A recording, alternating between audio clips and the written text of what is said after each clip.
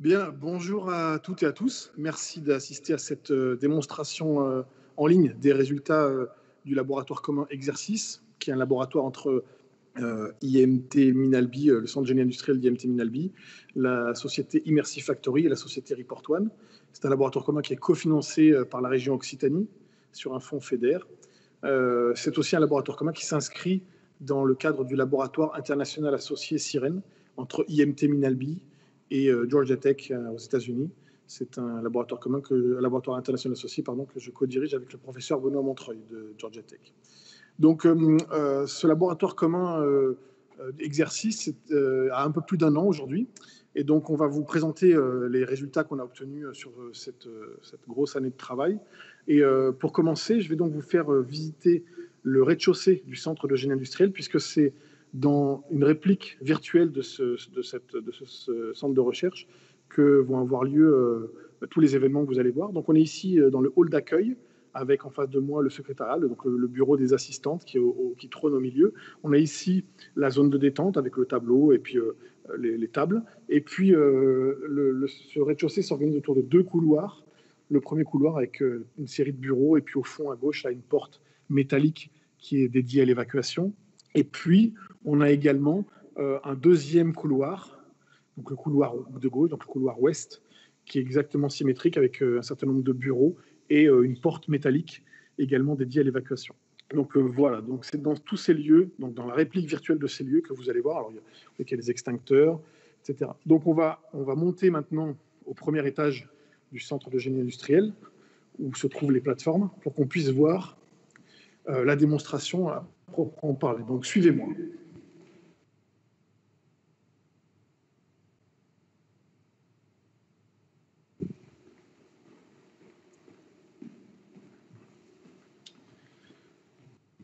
Donc on arrive là au premier étage du centre de génie industriel, là où se trouvent donc les plateformes. Il y a donc 2 plateformes au centre de génie industriel. La première, c'est la plateforme Yomega VR, qui est donc dédiée. C'est la plateforme Yomega qui elle est dédiée à la visualisation et à l'aide à la décision. Donc je vais maintenant vous présenter les différents postes de la démonstration. Alors le premier poste, c'est ici Thibaut et Marlène. Donc on a Marlène ici qui est assistante au centre de génie industriel et qui, elle, va jouer son propre rôle. Elle va jouer le rôle du serre-fil qui accompagne l'évacuation. Et on voit que Marlène, donc elle est à ce moment dans le hall. On voit qu'elle est devant le tableau, la zone de détente. En face d'elle se trouve le bureau des assistantes que je vous ai présenté en bas. Et puis donc à droite, le couloir est avec l'enfilade de bureaux et puis la porte métallique d'évacuation au fond. Et puis de l'autre côté, le couloir ouest avec également les bureaux et puis cette porte également d'évacuation. On voit que Marlène est en train d'arriver près de Thibaut. Donc Thibaut qui lui est doctorant en première année au centre de génie industriel, qui là va jouer le rôle d'un personnel du service technique. On voit que Thibaut voit Marlène dans le couloir. Et donc Thibaut, lui, va jouer le rôle d'un personnel du service technique en charge de maintenance et de la réparation. Donc il a devant lui un établi avec des outils. Passons maintenant au deuxième poste. Donc là, on va rejoindre Alexis. Alexis qui, lui, est ingénieur de recherche donc dédié au projet, au laboratoire commun exercice. C'est lui qui a développé l'ensemble des éléments que vous allez voir aujourd'hui. Donc Alexis va jouer il est sur le poste du maître du jeu. Il va jouer le rôle du maître du jeu. Donc je te laisse nous expliquer ce que c'est. Alors, le maître du jeu a comme but de dynamiser un peu la simulation et en gros c'est un peu le scénariste de la partie. Il a une vue de haut, ce qui est très pratique. Comme ça, il peut voir l'ensemble des agents et des joueurs et va pouvoir déclencher différents événements. Donc là, on peut voir par exemple le hall, le bureau du secrétariat, le couloir est et le couloir ouest. Très bien, merci. Donc on va maintenant passer au troisième poste, là qui est le poste où on va retrouver Sébastien. Donc Sébastien est également ingénieur de recherche au centre de génie industriel. Donc là, Sébastien, lui, est en train de s'occuper de la captation vidéo et du montage de ce que vous voyez. Ensuite, on va passer dans Yomega VR, où l'on voit on va trouver les 3 étudiants qui jouent le rôle des pompiers. Donc on va commencer avec Romain.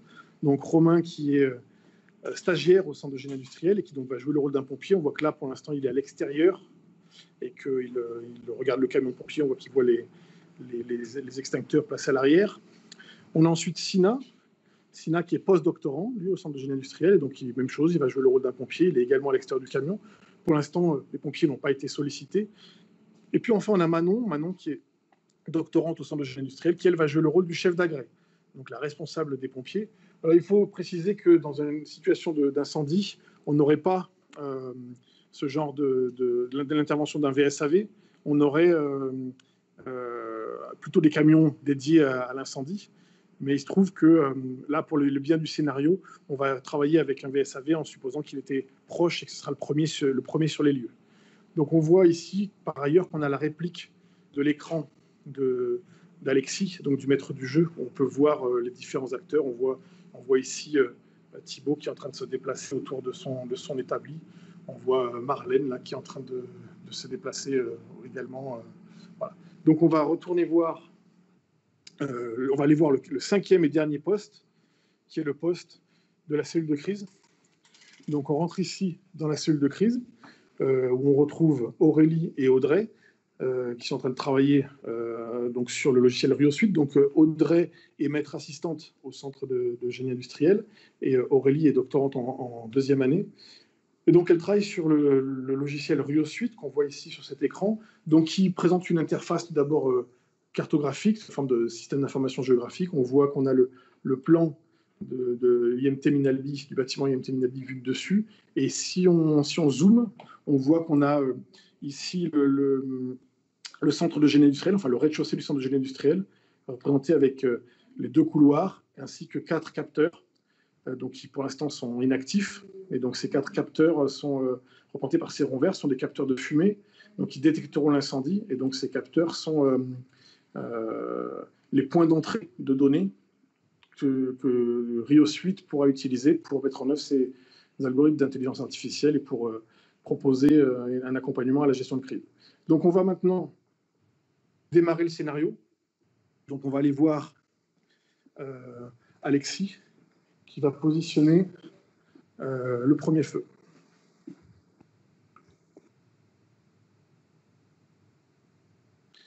Donc, alors Alexis va positionner le premier feu, on t'écoute. Voilà, donc, dans l'idée, on peut remplacer un peu n'importe où, on peut choisir la taille, la complexité du feu. Et là, pour la simulation, on va juste en déclarer un tout petit pour commencer. Il sera du coup placé ici. On va voir s'agrandir. Donc on voit qu'ici, on a ce feu-là qui est en train de se déclarer et de grandir. Donc la procédure IMT Minalbi, dans ce contexte-là, elle veut que le capteur va informer l'accueil de ce déclenchement de feu. Et on ne va pas déclarer l'alarme tout de suite. On va plutôt envoyer, l'accueil va contacter un personnel du service technique et l'envoyer sur site pour qu'il puisse confirmer le départ de feu et qu'on puisse voir si on déclenche l'alarme. Donc là, en l'occurrence, la personne la plus proche du service technique, c'est Thibaut. C'est donc lui qui va être notifié. Oui, Thibaut, est-ce que tu peux aller vérifier? On a peut-être un feu au fond du couloir opposé, dernière porte à droite. Oui, ok, l'accueil, bien reçu, je viens tout de suite. Donc là, on voit que Thibaut se déplace pour se rendre, donc couloir opposé, dernière porte à droite. Donc là, en l'occurrence, il croise Marlène, qui est juste là à droite. Et il va tout au fond, dernière porte à droite.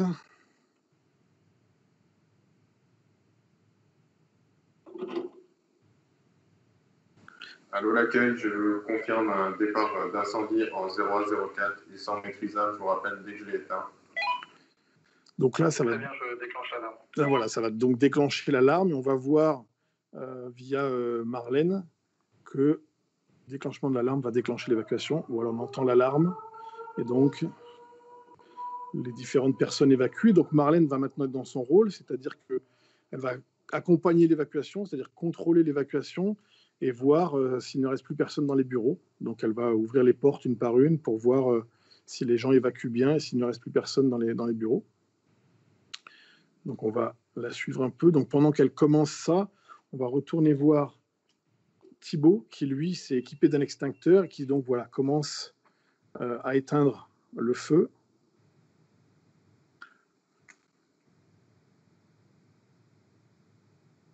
Allô l'accueil, je confirme que j'ai éteint l'incendie en 004. Voilà, pendant ce temps, Marlène ouvre les portes. Elle arrive. Là, on voit que dans cette porte, dans ce bureau, il reste Robin. Robin qui est doctorant en 3e année, qui est en pleine rédaction de thèse, qui n'a pas entendu l'alarme. Donc Marlène, parce qu'il avait un casque sur les oreilles, donc Marlène le sollicite et il l'évacue également. Voilà, on continue de... Voilà, là on voit Marlène au travers des yeux de Thibaut. Donc Marlène poursuit son investigation et son contrôle des pièces, la salle de réunion. Et on voit que au fond, là, il y a un deuxième feu qui s'est déclenché. Probablement que Thibaut a laissé dans sa précipitation un outil, une disqueuse ou un chalumeau, quelque chose de chaud, qui a donc déclenché un feu. Et donc là, on voit qu'on a même une personne qui est au fond, qui ne peut pas sortir à cause du départ de feu. Là, on la voit derrière. Et puis, on a ce bureau que Marlène ne parvient pas à ouvrir. Donc, voilà, on a cette situation-là. Donc, on va tout de suite retourner voir Alexis, qui cruellement positionne des feux un peu partout. Voilà. Donc, vous voyez qu'on peut voir d'ailleurs dans à différents endroits que la vue du maître du jeu est répliquée, ici, également là-bas, derrière Thibaut et Marlène. Donc maintenant, on va aller voir dans la cellule de crise pour voir un peu comment est-ce que tout ça est pris en charge. Donc là, on retourne en cellule de crise.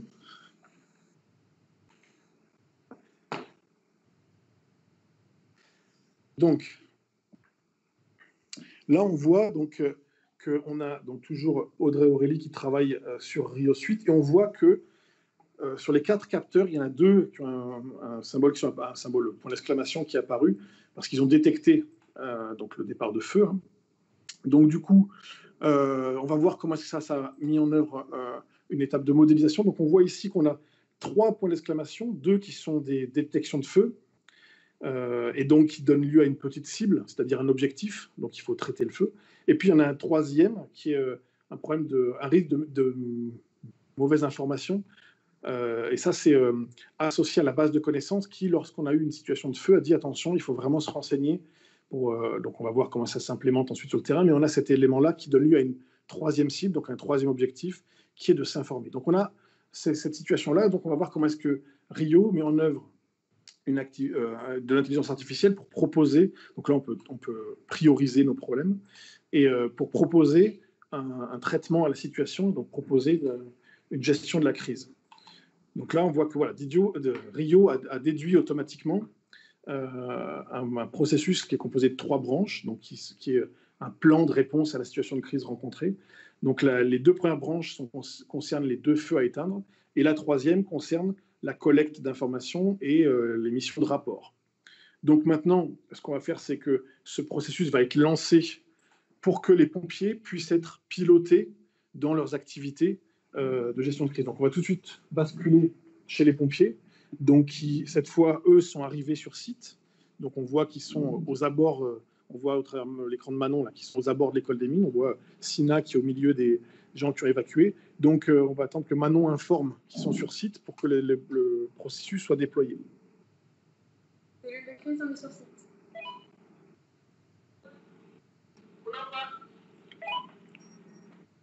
Donc là, on voit sur les bras, donc sur les tablettes des acteurs, qu'ils ont reçu leur tâche. Donc on voit que Sina a reçu éteindre le feu dans le couloir sud-est.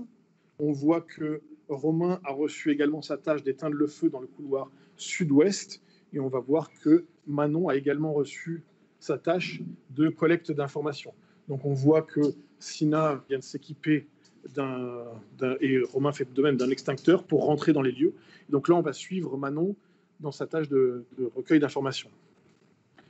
Elle commence par chercher le serre-fil. Cherche le serre-fil, s'il vous plaît. Bonjour, je suis Serfil. Bonjour. Est-ce que tout le monde a pu être évacué? Il manque une personne. La porte de son bureau est bloquée et quand on rentre, le couloir de gauche. D'accord. Est-ce que vous stockez des produits inflammables? Il y a une bonne zone de gaz, du coup là il faut faire un entrant sur les verrous de droite. D'accord, merci.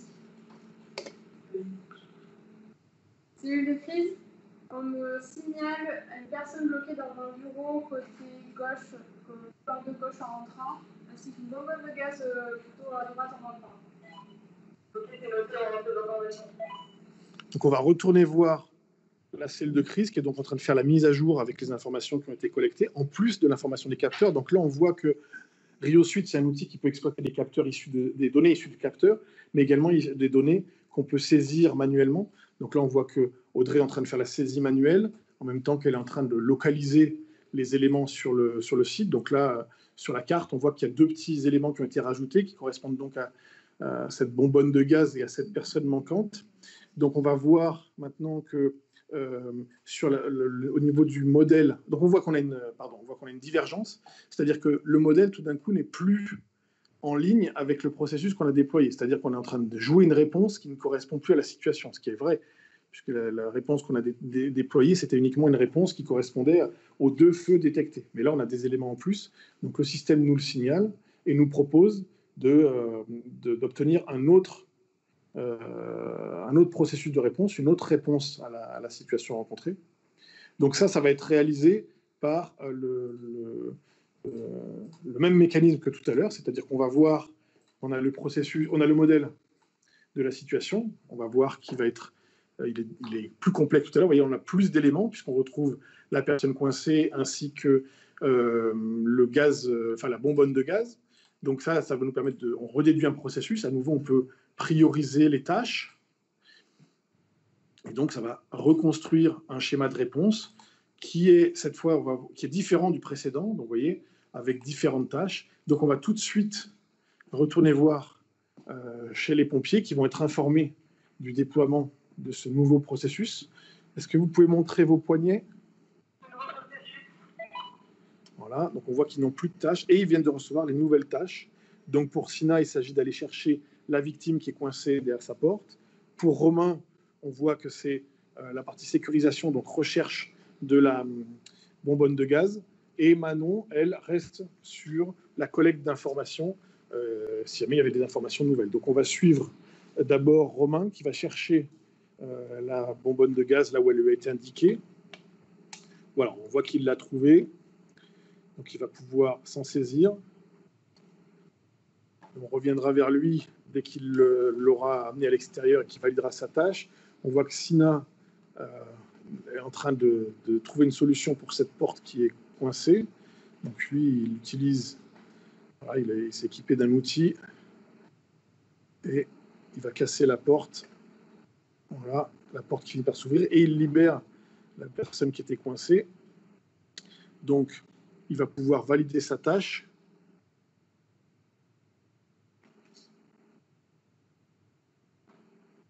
Voilà, sa tâche est validée. Du coup, on va voir qu'il reçoit une nouvelle tâche, probablement.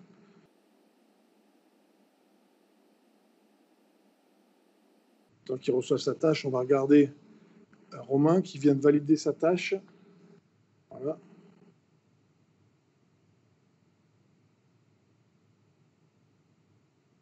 OK, et qui reçoit donc sa nouvelle tâche, d'éteindre le feu, toujours, puisqu'il avait abandonné cette tâche pour les... Et Sina, entre-temps, a reçu sa nouvelle tâche, qui était aussi d'éteindre l'autre feu, puisqu'il l'avait abandonné. Donc on va aller voir un peu à la cellule de crise où on est l'avancement du processus, pour voir que cette mise à jour, que ces tâches réalisées ont bien été mises à jour. Donc on voit ici qu'on a les 2 tâches qui sont passées donc de couleur verte, puisqu'elles ont été réalisées. Et donc ça sont les 2 tâches qu'ils ont dû recevoir. Vous voyez que Sina ne pouvait pas recevoir sa tâche tant que les 2 n'avaient pas été réalisées. Donc ils ont reçu tous les 2 leurs tâches correspondant au feu à réaliser, enfin à éteindre. Et donc, sur cette base-là, on va retourner voir la fin de la démonstration. Donc là, on voit qu'il y a quand même beaucoup de fumée. Vous voyez, on voit Romain là. Il y a quand même beaucoup de fumée autour de lui. Donc là, comme c'était des personnes d'un VSAV, ils ne sont pas équipés pour ça. Donc du coup, on va leur demander de quitter les lieux et d'abandonner la situation pour ne pas être complètement asphyxiés. On va retourner voir Manon, qui à l'extérieur devrait voir normalement arriver les renforts. Donc voilà, donc là vous avez vu l'ensemble de la démonstration. On voit que ça se termine avec Vous voyez, on voit sur la vue du maître du jeu qu'on a le camion de pompiers, cette fois spécifique pour l'incendie, qui est arrivé. Donc voilà, c'est ce qui va nous permettre de terminer cette démonstration. Donc merci beaucoup de l'avoir suivi. Et on va donc maintenant répondre aux questions si vous en avez. Et puis on vous tiendra au courant de la suite du laboratoire commun exercice et des résultats qui vont arriver en 2021. Excellente journée à tous. Merci encore d'être venus assister à cette présentation.